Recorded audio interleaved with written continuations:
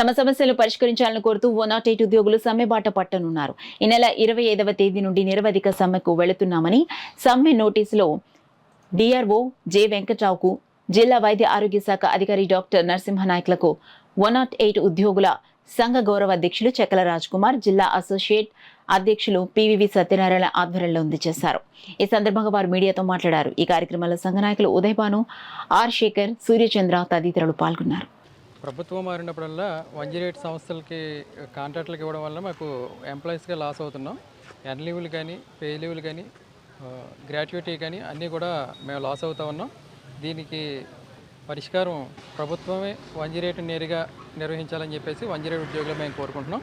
ఇది చేయని పక్షంలో 25 నుంచి నిరవధికగా సమ్మెకు వెళ్ళడానికి మేము అందరూ సిద్ధంగా ఉన్నామని తెలియజేస్తాం. 2,25,000 ఒక వాహనానికి చెల్లిస్తున్నారు. 1,25,000లోనే అది నిర్వహించే అవకాశం ఉంది.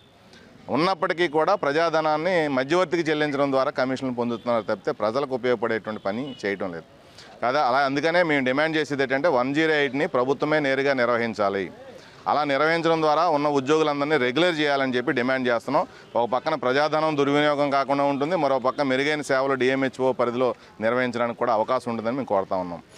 అలాగే ఈ ఎర్న్ లీవులు, ఈ మారిపోతున్న సంస్థ నుంచి ఉద్యోగులకి రావాల్సినటువంటి ఎర్న్ లీవులు, క్యాజువల్ లీవులు, పెండింగ్ వేతనాలు, బకాయి అన్నీ కూడా పూర్తిగా చెల్లించిన తర్వాత మాత్రమే కొత్త పద్ధతుల్లో నిర్వహించాలని చెప్పి తెలియజేస్తాం. 2017లో అప్పటి తెలుగుదేశం ప్రభుత్వ హయాంలో ప్రతి 108 ఉద్యోగికి 4,000 రూపాయలు అదనంగా చెల్లించాలని చెప్పి జీవో నెంబర్ 49 ఇచ్చారు.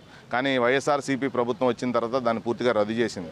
మళ్ళీ తెలుగుదేశం ప్రభుత్వమే అధికారంలో ఉంది కాబట్టి ఆ జీవోను పునరుద్ధరించి ప్రతి ఉద్యోగికి 4,000 రూపాయల వేతనం అదనంగా చెల్లించేలాగా చర్యలు తీసుకోవాలి. సుప్రీంకోర్టు తీర్పు ప్రకారం ప్రభుత్వ అంబులెన్స్ సిబ్బందికి ఏ రకమైనటువంటి వేతనాలు ఇస్తున్నారో 108లో పనిచేసేటువంటి సిబ్బందికి కూడా అదే రకమైనటువంటి వేతనం, సమాన పనికి సమాన వేతనం అమలు చేయాలని చెప్పి మేము డిమాండ్ చేస్తా ఉన్నాం.